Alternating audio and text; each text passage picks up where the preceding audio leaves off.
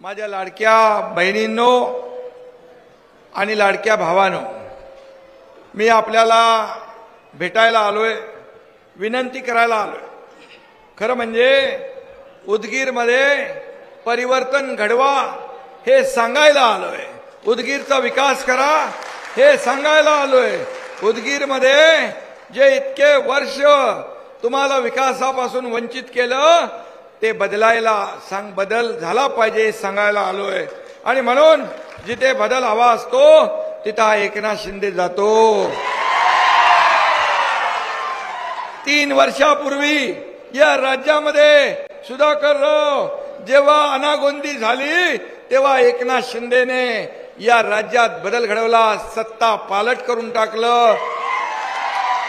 टांगा पलटी, घोडे फरार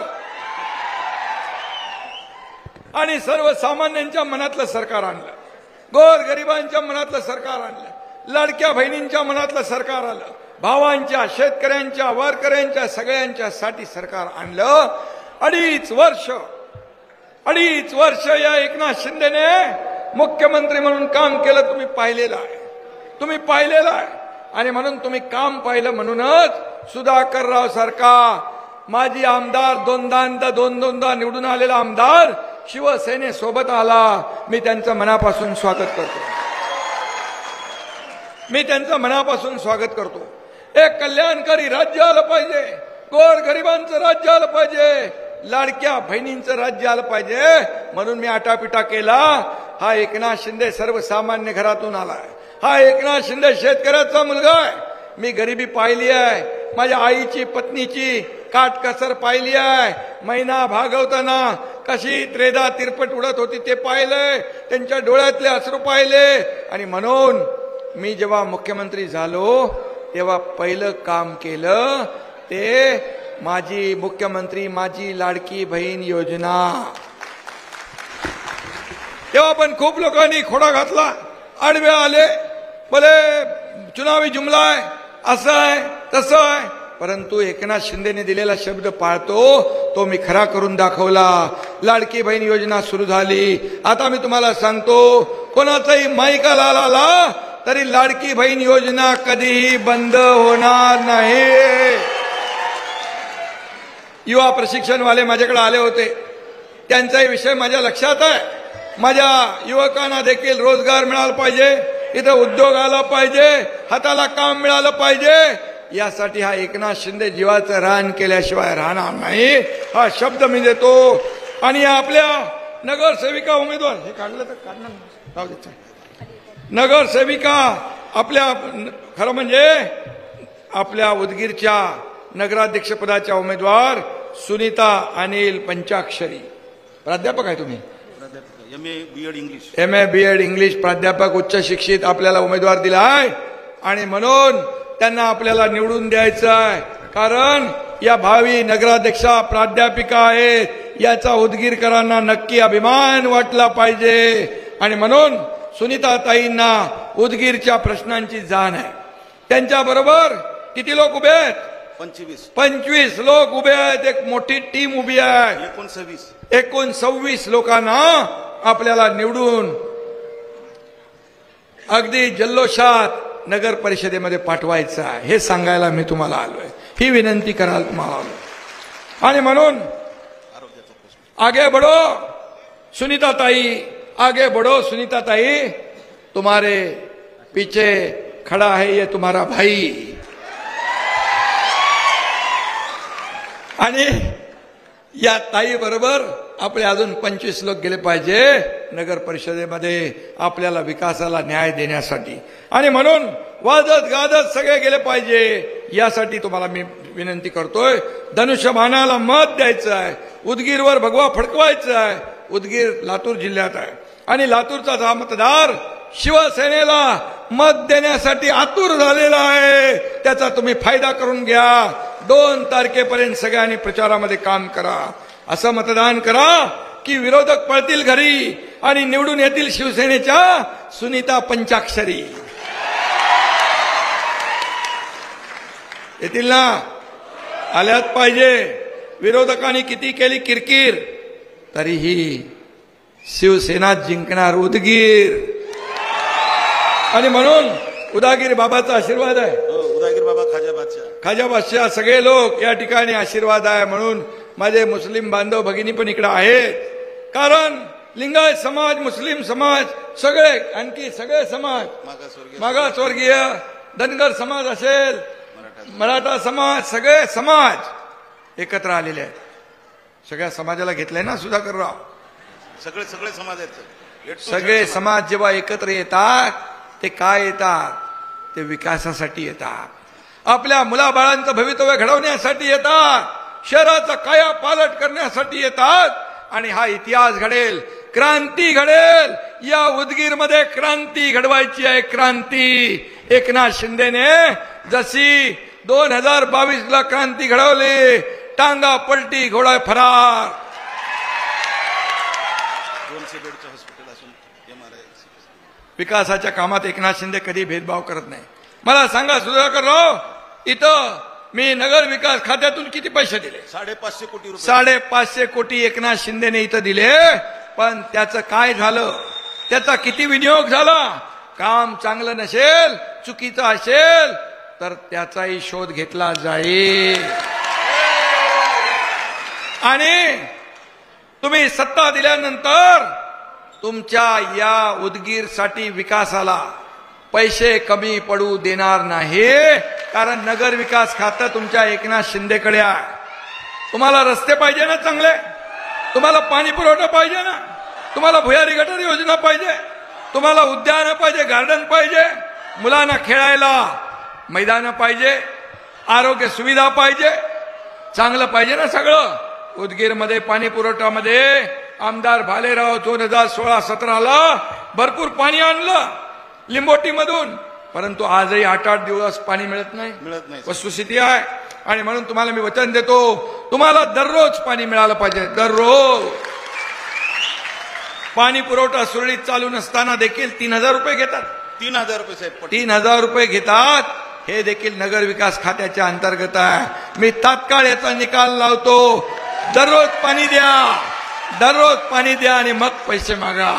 हे चालणार नाही, बिलकुल चालणार नाही. हे खपून घेतलं जाणार नाही. त्याचबरोबर त्या महाराष्ट्रामध्ये 3000 रुपये पाणीपट्टी हे पहिल्यांदा ऐकतोय मी. काय नळातून सोनं सोडतात का काय?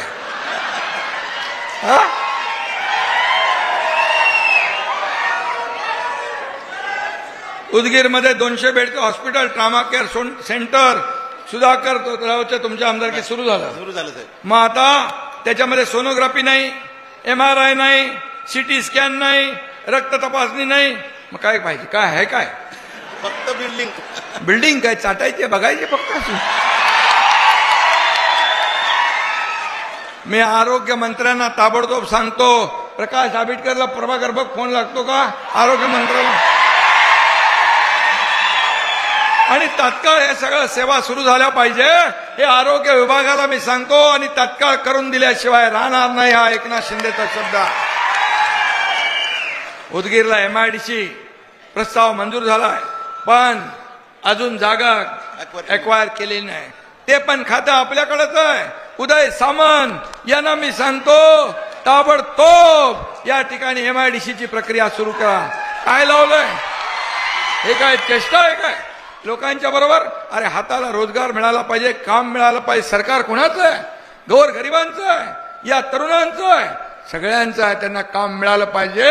ती देण्याची जबाबदारी आमची आहे.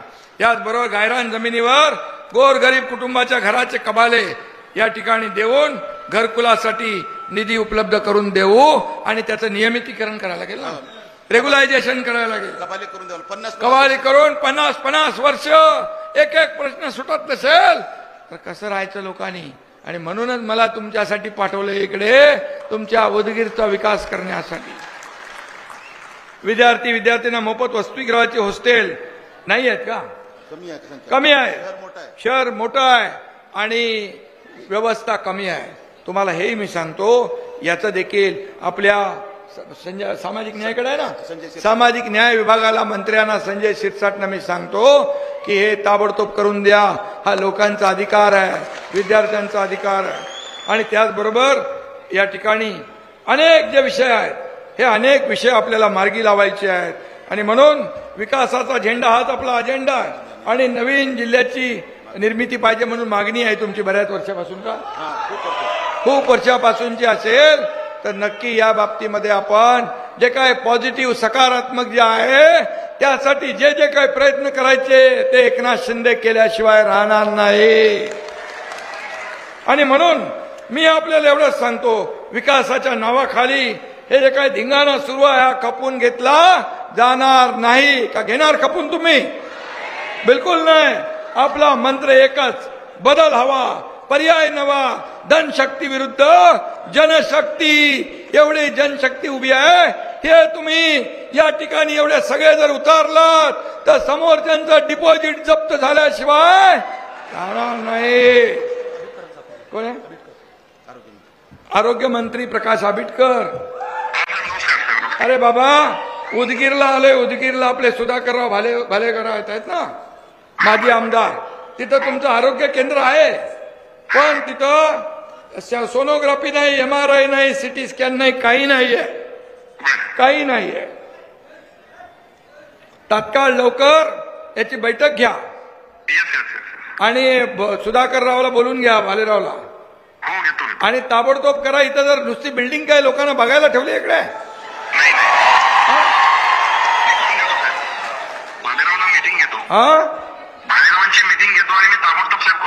हा, ताबडतोब हे सुरुवात करा. लोकांना मुंबईला जावं लागतं, दुसरीकडे लांब जावं लागतं. हे आपलं गोरगरिबांचं सरकार आहे. म्हणून आरोग्य मंत्री म्हणून तुम्ही तात्काळ याच्यावर निर्णय घ्या.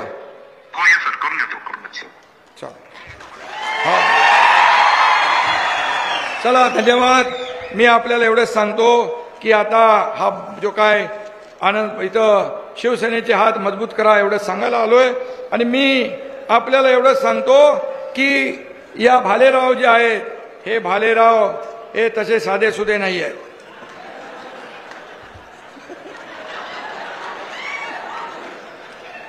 किती आले तालेवार, किती आले तालेवार, तर सर्वात पुढे असणार आपले भालेराव. मजबूत माणूस आहे, ताकदीचा माणूस आहे. आता याच्या माग एकनाथ शिंदेची ताकद उभी आहे. आणि म्हणून सुधाकररावांच्या मागे मी स्वतः आहे. आणि म्हणून मी आपल्याला एवढंच सांगतो, तुमचं एक मत इतिहास घडवू शकतं. तुमचं एक मत उदगीरचा विकास करू शकतं. तुमचं एक मत उदगीरचा फैसला करू शकतं. तुमचं एक मत इतिहास घडवेल, क्रांती घडवेल. आणि आतापर्यंत जी कामं नाही झाली ती आमच्या या नगराध्यक्षपदाच्या उमेदवार या सुनीताताई या केल्याशिवाय राहणार नाहीत. त्या प्राध्यापक आहेत, अनुभवी आहेत. यांचा अनुभव आपल्या शहराला करून घ्या. आणि सुधाकरराव तर स्वतः एक लोकप्रतिनिधी कसा असावा त्याचं जिवंत उदाहरण म्हणजे सुधाकरराव आहेत. आणि एक आदर्श आमदार कसा असावा हे सुधाकररावांनी कामातून दाखवलं. मी आपल्याला एवढीच विनंती करतो, मी सगळं आपलं काम करणार, पण माझं एक ऐकाल तुम्ही? माझी विनंती आहे, 2 तारखेला आपण एवढे जमा सगळे झालेले आहात. यांनी प्रत्येकाने आपापल्या नातेवाईकांना, सगळे सोयऱ्यांना, मित्रांना, ओळखी पाळखीच्या लोकांना एवढंच सांगायचं की धनुष्य बाणा समोरचं बटन दाबा आणि सुनीता पंचाक्षरी आणि त्यांच्या बरोबरचे 25 लोक यांना निवडून आणा. आपला इतिहास घडवा, विकास घडवा. धन्यवाद. जय हिंद, जय महाराष्ट्र.